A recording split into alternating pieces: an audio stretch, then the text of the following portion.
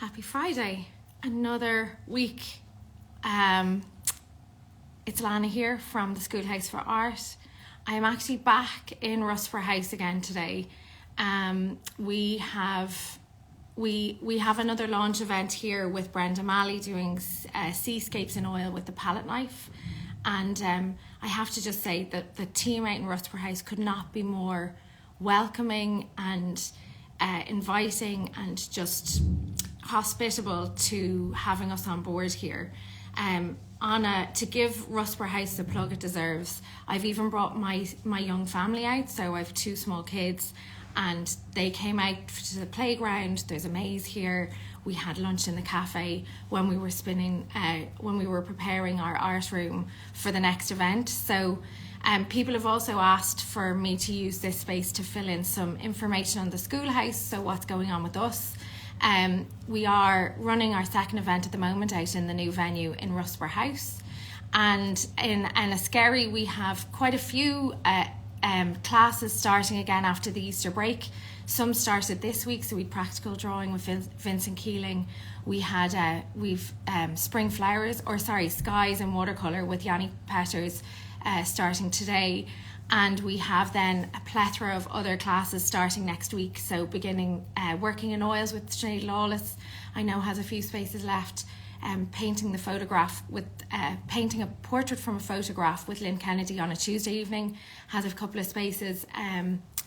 What else have we got going on? Yeah, there's loads. Check out our website for the schedule events. And if you are thinking of coming to House, we are starting to put up some of our classes there. So we have the first workshop that we've announced that'll be happening out in Rusper is with Charles Miano, an incredible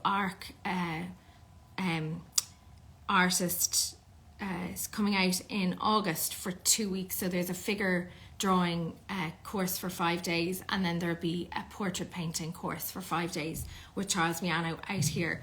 So you can check that out on our website. But today I have the pleasure of speaking to an absolute gent, Pete Monaghan, who I've gotten to know over the last couple of months because he will be doing a workshop with us that is sold out, but he will be coming over to us in May. His work is an incredible collage of mixed media that comes together in just the most beautiful way, and people are mesmerised and intrigued by what he does. So I have the pleasure of inviting to have a chat with me today, and he's going to share a little bit more about what he...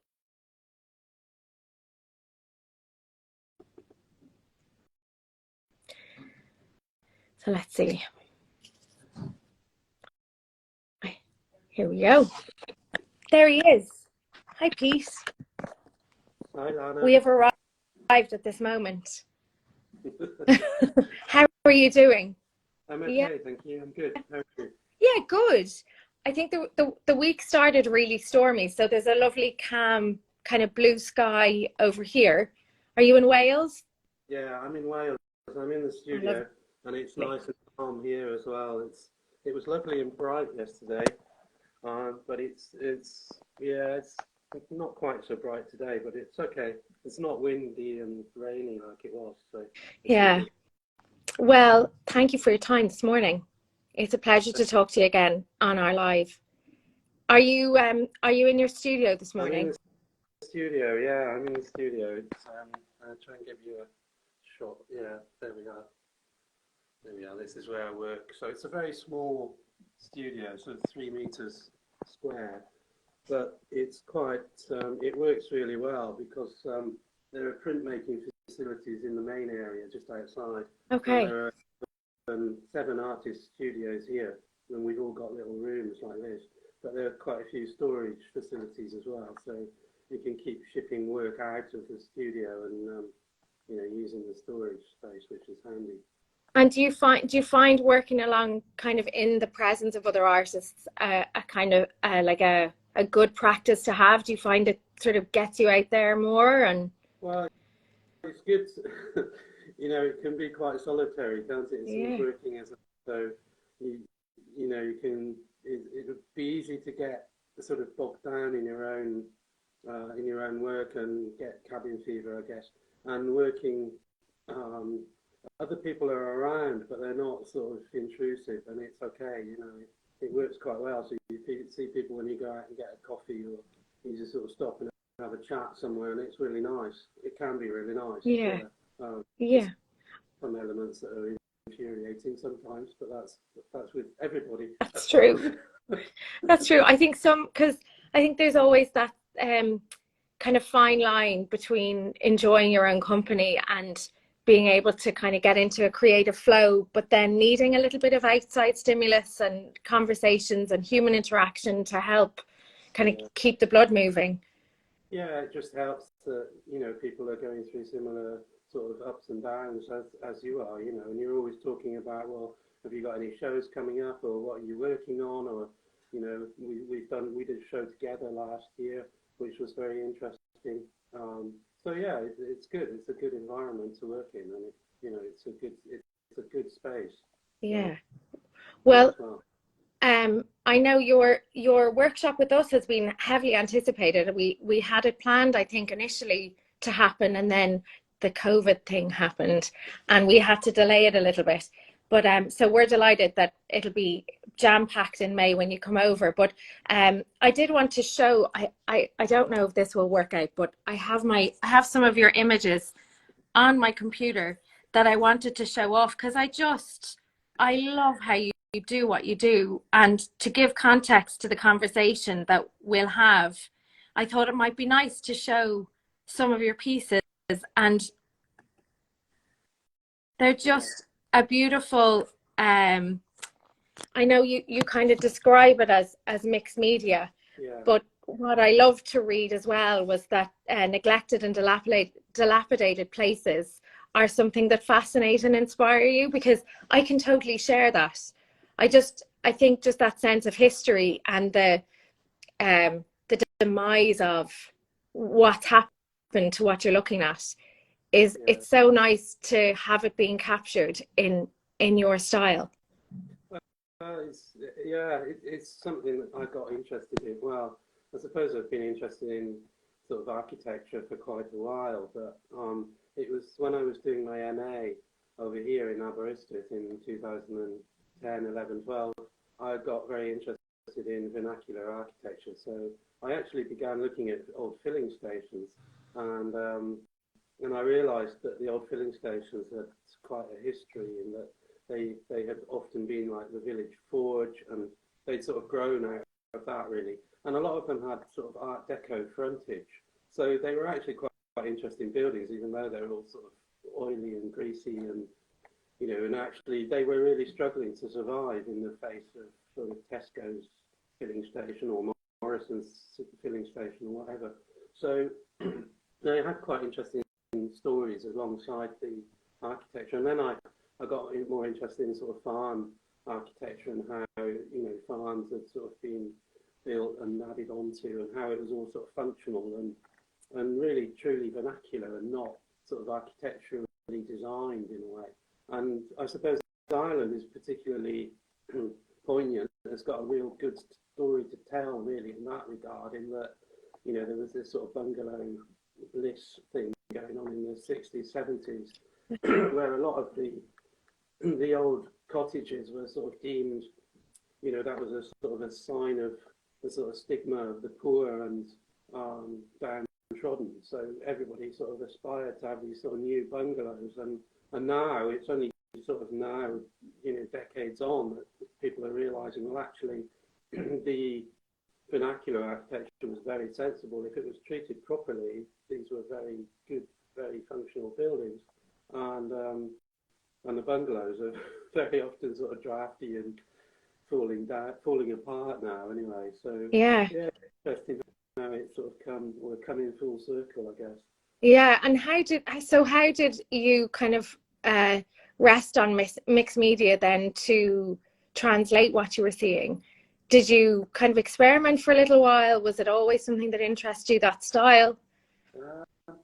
I was sort of, when I was doing the MA, I was working primarily in watercolour, which is sort of my background really, and I sort of came to the end of the road with watercolour and realised that I wanted to do more, and the media just wasn't giving it to me anymore. You know, I wanted to start collaging things, and I wanted to paint over the top of things that I'd already painted. And the only way to do that really was to use acrylic. I suppose you could do it with oil, but oil is not an easy transition from watercolour. So for me, it was into acrylic and then into collage. And then I began collaging heavier and thinking, well, how far can you actually take this with collage? And, you know, that flexibility, I suppose, of acrylic, where you can just, nothing's ever lost. So you get a painting that becomes a big chaotic mess. And it's just to be enjoyed, really. It's just, you sort of delve into it. And it's like wading around in a puddle like a little child, you know, this sort of, because you can't lose it. Even if it gets chaotic, you just let it dry and then paint over it with white and start again and use the background to inform what you're working on, and let that sort of take you and guide you and go off on all these wonderful tangents. So it's just this wonderful medium, really. I'm looking at one of your pieces as you explained that, and I'm trying to, you know, figure out where in the process that happened with the certain pieces, because you do have there's a lovely sort of progression in the work that you can see the layers and you want to look past them a little bit and wonder what happened there. And it nearly has the same story to those buildings that you're representing, or that, you know, there was a sort of a process to them becoming what they are now. And you do, so when we were building your course, for example, the workshop that you're going to do with us,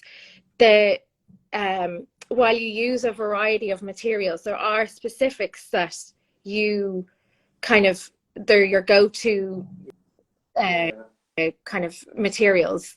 Yeah. How did you find them, and why do you find them useful in your practice? I think I guess there's sort of the normal way of beginning would be with sort of pencil or charcoal, and oh, your sound is gone. I need to plug myself in. Sorry. Perfect. Plug myself in. Okay. I'm plugged in now. So I think my battery on my phone is not very good, so it's sort of running low. Oh, that's okay. Once so we don't lose you. Hear me again now? Yeah, that's perfect. Okay, excellent. Yeah. So I started using these Neocolor, these water-soluble crayons, and I can't remember exactly how I discovered them. But when I discovered them, they were a bit of a revelation, really, because they because I can draw in a very similar fashion to charcoal, but I can then go in with water, and instead of the charcoal would sort of dissolve and become sort of break up and become sort of powdery, these things become even more intense with water. So there are actually a children's version of these, the Stabilo woody things that have got the wooden surround, which the kids absolutely love, and yeah, I always say they're wasted on kids, you know, but we should. But I remember my girls really enjoyed them as well, and I sort of realised that there was a lot of potential in these things, and they sort of lead you into a watercolour stroke mixed media painting very, very easily. So you transfer from a line drawing into a watercolour stroke mixed media painting with almost an unnoticeable transition. So, and very often that's a difficult step for people. They sort of think, oh, well, you know, there's a sort of, that's the drawing, but now this is the painting. Whereas with these sort of tools, you can just sort of glide into it without hardly noticing it. And I find them very, very flexible and very good. Even at sort of later stages of painting, I can sort of use them, and I do use them in sort of quite advanced stages of the painting. So, yeah. And so that crayon is, you would use that at the start and possibly at the end, but that's what you'd use for your drawing at the start, is it? Yeah. Well, I sort of draw. Well, I mean, generally I would sort of draw and then I would paint and then I'd collage over the top. Okay. And then I'd draw back over the top of that and then collage and paint and draw and collage. So it, you know, it could take 10, 20 layers before you're actually finished with a painting. But you know, you just just have to sort of let things dry in between, or sort of dry them with a hairdryer, and then work back into it. So it becomes a process of sort of a giving and taking, and a bit of a dialogue, I suppose, with the painting, which is great. It can be a tussle, and it can be very frustrating, but you know, it's a lovely process to be delved and enjoyed. Yeah. So how? Sorry, say that again. If you can keep it playful, then it's a wonderful process. Well, yeah. So to that point, how do you manage to keep it playful, and then how do you know when it's finished? They're two questions that we're asked all the time.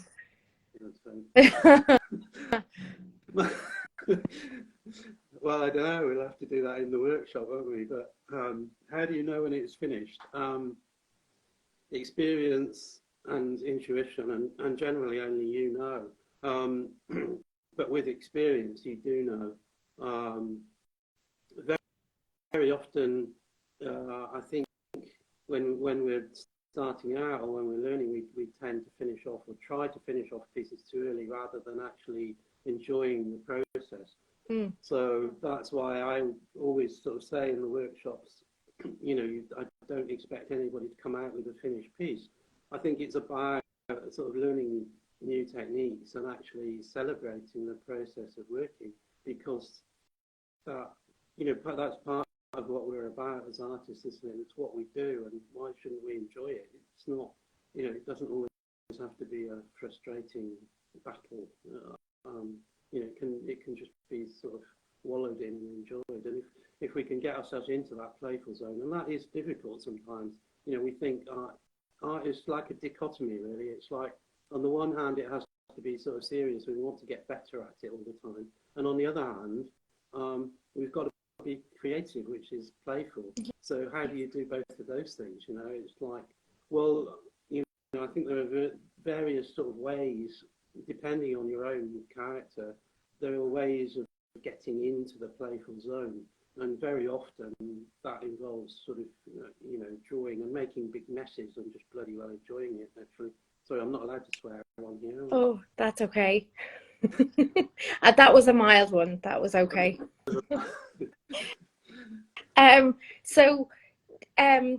To keep your practice going, so to keep creating, I see as well that you do a lot of drawing. You have, and again, you put emphasis on the materials that you use, where you've said a moleskin Japanese album, with fine line pens and Pentel brush pens. Yeah. So is that something that you do for completed pieces, or is it something that you do for practice and kind of to keep bringing up your skills? That's this here. So that's always in my pocket, and that's for taking with me and working outside and letting the kids drawing and writing shopping lists in and notes and everything, basically. So that always comes with me, and that's always in my pocket or in my rucksack wherever I go. So it's for drawing on site, really, or drawing when you're sat in the cafe and you think there's somebody interesting across the way who's not looking. So yeah, that's, and I use a Japanese album, so that will, if I can show you, it folds out like that. Okay. Oh wow, that's beautiful. Yeah, so it's a concertina album, Yeah. that one, which allows you, if you're doing it a landscape, then it just allows you to work across various pages at the same time. And the reason, I mean, you can use any sketchbooks really, but I just recommend that one because the fine liner pen really glides in it. So it's lovely for drawing in. Yeah. And I think keeping up that practice of the hand-eye coordination and just being able to express what you see through art is so important, because there's that pressure to, when you go into your studio, that this is the only time that you create, and that it has to be commercially viable and there has to be a reason for you being there. But as you said, if you're artists, as an artist, it's just creating space to constantly try and I guess like, what's the word, like get the creativity out and translate what you're looking at through your creativity. Yeah, it's It's a difficult one, isn't it? When if you're working with galleries and they're sort of demanding more work, and you've got an exhibition coming up with you're supposed to be showing 20 paintings and you've only got 5 finished, and it's like only 3 months away, then the pressure is sometimes tricky, and but it's not conducive to good work. So it's better than to sort of have a good working relationship with the gallery and say, look, I'm not going to make 20 paintings, I'm going to make 10, but they'll be good quality. And what you don't want to be doing really is pushing out substandard work. I think we've all done that in the past. Everybody's probably been guilty of that. Or you look back at work you've done 5 years ago and you just think, oh God, how did I let that one go through quality control? But at the time, maybe in a slightly different place, and it is difficult to handle that pressure. I suppose for me, I was an illustrator for many years before transitioning across to full-time painting, so that sort of helps you in a way with the commercial aspects of being a freelance artist. You learn to handle sort of timescales and learn to sort of plan backwards from that's the exhibition date and this is how many I need to produce, and therefore it's like 2 a week or 1 a week or 1 a month or whatever it is, and try to get that done. But yeah, I mean it's just a structure within which to work, and it can be a driver as well. So we can use. I mean, I think Picasso said there's nothing like a deadline to get you working, and that's exactly it. If you feel the flow, but you're sat in the cafe drinking coffee, then you're not in the right place. You need to be in the studio when the muse hits you, don't you? And are you talking from, so how are you doing at the moment? Because I know you're preparing for an exhibition that will have launched, I think, the day before you're over with us. Is that right? I mean, there's a couple of deadlines for you. It's okay, actually. I mean, it's okay because it's sort of in place. Okay. So most of the paintings for that were actually, well, a lot of the paintings were paintings that I had back from a couple of different galleries that hadn't been moving, and I've reworked them, which is quite an interesting thing to do. So it's paintings that I haven't looked at for a year or two, and then as soon as you get them back, you can see, oh yeah, that could be different, or that could be changed. So it's quite good to rework things like that. So most of the paintings for that show are in place. So I just need to finish off the framing, and there are 1 or 2 that need a little bit of sort of another look at, perhaps. So yeah, it does. It sounds like it goes down to the wire, which I suppose it does, but I sort of know that the way I work, it's sort of going to be okay. Yeah, I think it'll be okay.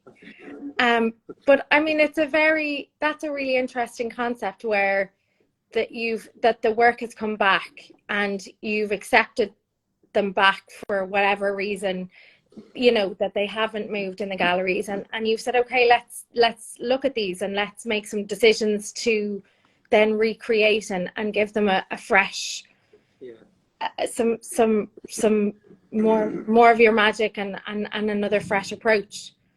Is that a difficult thing to do, or do you find? It's not really, to be honest, Lana, it's not really happened that often. No. And you send work out and it sort of, most of it does sell. So it's not that often you get stuff back. No. But when you do get stuff back, it is quite interesting to have your own stuff back that you haven't looked at for potentially 2 years. And you take it back out of the frame and sit down with a cup of tea and have a good long hard look at it. And almost straight away, oh yeah, that needs to be done, or the composition's not correct, or it needs more colour, or it needs less colour, or and it's really quite, in most cases, it's fairly straightforward actually to rework pieces like that. It's much easier than starting a new piece. Yeah. Because you've got a basis there to work on. So yeah, most of these for this show have actually come from stuff that's come back, and it's been actually quite an enjoyable process to rework them. So again, I think it's about, you know, sort of a little bit of sort of mindset, isn't it? It's not sort of thinking, oh God, they didn't sell, and you know, therefore they can't be any good. It's about, oh, this is a great opportunity to actually look at my own work from 2 years ago and, you know, give it a little bit of extra something, or sort of take it apart again and see what was actually, you know, what I like and what I don't like about it. So yeah, I'm not saying it's easy. It's not easy. Well, it's not. I suppose none of it's easy, is it? No, but I think having that mindset where you can see it from a constructive point of view, and having the success that you've had with your sales, and how loved your work is, to then receive the few that maybe, you know, didn't move as quickly as they could have done, and to have a constructive view on them and say, well, actually, you know, I can take this one and rework it and you know, bring it out to its, you know, the grandeur that it should be, or, you know, make it as good as it possibly can be. It's a refreshing thing to hear, because I'm not sure, you know, many people would give that history of the piece. And I think as well with you know, that whole the whole fascination around things coming back to life, or things being neglected and needing, you know, to find the beauty in them is a lovely thing to then say that, you know, you're having a fresh look at your pieces and then bringing them back to life as well. Yeah, I think it's it is interesting, but it is a mindset. I mean, I suppose again that's the beauty of working in acrylics. You know, even if sometimes stuff comes back and it's well, I've got a piece down here actually that came back, and it was quite heavily collaged, and it just, none of it was working. So I end up painting over it completely. So it's all gone back to white, but you've got the structure of the collage still there in the background. So that gives you a starting point again. So it is a positive, you know. Yeah. It's like I'm starting on a completely fresh painting with nothing there. You know, it's not the blank white canvas. It's got like this palimpsest, this sort of history of something underneath, which is going to inform what I do. Love it.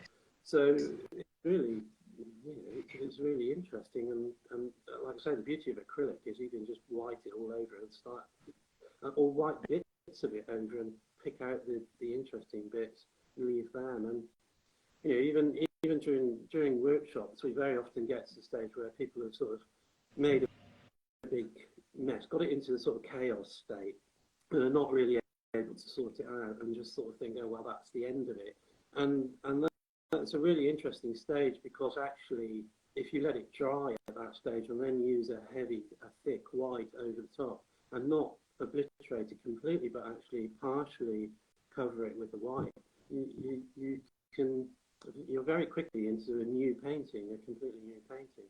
So it's you know, it's like this magical thing that you just couldn't have envisaged really is sort of happening, and as long as you embrace it and go with it and don't be too serious, keep it playful and just see what happens, then wonderful things can happen. We did have a question there that someone said they assumed the pieces aren't varnished if you are able to paint over them. Is that correct? Do you varnish? Well, there's spray varnish with a light spray that fixes the crayon. Okay. But that doesn't stop, because it's an acrylic varnish. It doesn't stop you painting over it again, because it's just like a layer, as far as I see it. It's just like another layer of acrylic, really. It's almost like, you know, once it dries, it's, as far as I can see, it's like a plastic layer that you know, can be painted back over again. So I've not had any issues with that so far, anyway. Oh. Well, it's lovely that you see beauty in maybe not the most or stereotypical things of beauty, and you find beauty in them, and you translate it in such a fascinating way for all of us to then enjoy your art. So yeah, thank you for it. They are stunning to see, and I've had the pleasure of seeing them firsthand in galleries, but I'm really looking forward to seeing what you bring over with you for your workshop and what comes out of the workshop with the people that are joining you, and meeting you and meeting you in person after getting to know you for the last couple of months. It's been a pleasure. Yeah, it's a pleasure to know you too, and I'm really looking forward to the workshop. It should be really good fun. Yeah. So, yeah. Really looking forward to it. So yeah, well, thank you so much for your time this morning and for your honesty and for sharing so much about your process and how you do what you do. I know it'll fascinate and inspire a lot of people. So thank you so much for your time. Enjoy the rest of your calm day over in Wales, and I will be in touch very soon, no doubt. Yeah, and we'll see you in the workshop day. Yes, thank you so much, Pete, and thanks to everyone who joined us today. It's been a pleasure. Yeah. I'll see everyone again next week. Thanks, Pete. Chat soon. Thank you. Bye. Bye. Bye-bye. Bye. Bye-bye.